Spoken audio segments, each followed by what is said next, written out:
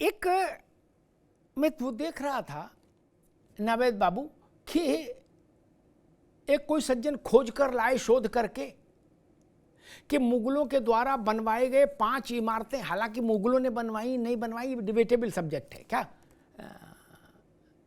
क्योंकि मुगल जहां से आए थे वहां वो अपने रहने का एक जनता फ्लैट नहीं बना पाए हैं, और यहाँ आके इतनी वास्तुकला सीख गए, वो विषय अलग है। लेकिन फिर भी तो उन्होंने कहा कि 500 करोड़ रुपए 8 साल में उनसे भारत सरकार को मिला, 8-10 साल में, है ना, 500 करोड़ ऐसा वो आंकड़ा लाए एक मुस्लिम विद्वान और सोशल मीडिया पर डाला। तो मुझे लगा कि इस कंपटीशन में तो नहीं पड़ना चाहिए इन लोगों को, क्योंकि अकेले अयोध्या के रामलला के मंदिर ने 400 करोड़ रुपया 1 साल में भारत सरकार को दे दिया टैक्स का। नहीं, अकेले एक ने। मैंने काशी की तो अभी बात ही नहीं की, मथुरा की नहीं की, पद्मनाभ मंदिर की नहीं की, तिरुपति देवस्थानम की नहीं की, वैष्णो देवी की नहीं की, इसलिए तो मैच नहीं। और कोई धार्मिक स्थल, क्या कोई मस्जिद भारत सरकार को आय दे रही है? नहीं ना। लेकिन काशी विश्वनाथ दे रहा है, उत्तर प्रदेश सरकार को भी, भारत सरकार को भी। मस्जिद तो नहीं दे रही। जामा मस्जिद दिल्ली बुखारी परिवार को आय दे रही है, न दिल्ली की सरकार को दे रही, न हुकूमत हिंदुस्तान को दे रही। यह अंतर है, ये समझिए, यह अंतर समझिए और स्वीकार करिए इस अंतर को। ईएसआई द्वारा संरक्षित इमारतें हर सूरत पर परिवारवाद, गुंडई, प्रॉपर्टी डीलिंग वाला एटीट्यूड, इस टाइप के जितने तत्व हैं इनसे सुरक्षित होनी चाहिए, उनकी एंट्री बैन होनी चाहिए। और एक बात आज मान लें तो अच्छा, नहीं तो कल मानेंगे, नहीं तो परसों मानेंगे हम सब लोग। ये जितनी इमारतें हैं ना, ये दिमाग से निकाल देना चाहिए कि ये बाबर की है, ये औरंगजेब की है, ये सालार की है, ये गाजी की है, ये चंगेज खां की है, ये मंगेज खां की है। नहीं, निकाल दीजिए। सब कुछ भारत का है। जब सत्ता का हस्तांतरण हुआ, Dubey ji, transfer of power जब अंग्रेज और भारत के बीच में हुआ, जब वो अपना बोरिया बिस्तर समेट जाने लगे, तो उस दस्तावेज में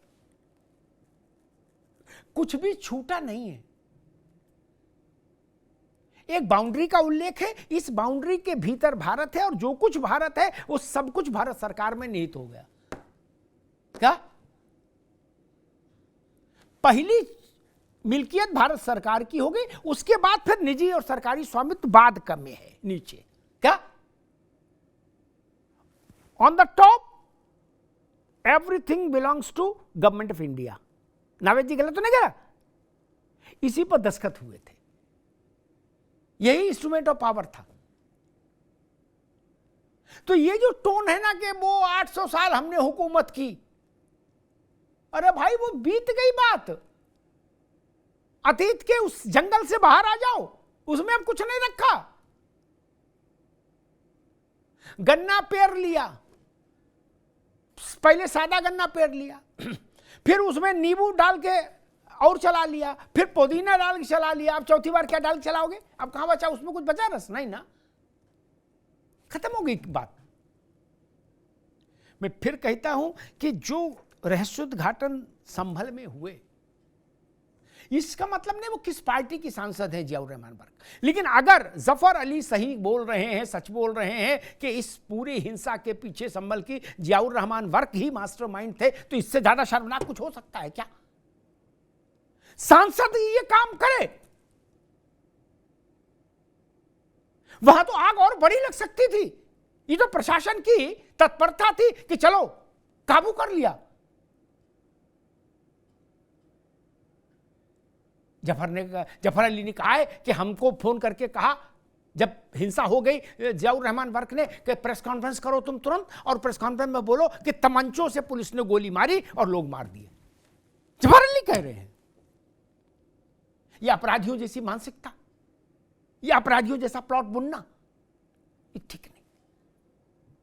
ये लोकतंत्र के चेहरे हैं, नुमाइंदे हैं, और इनका काम ये।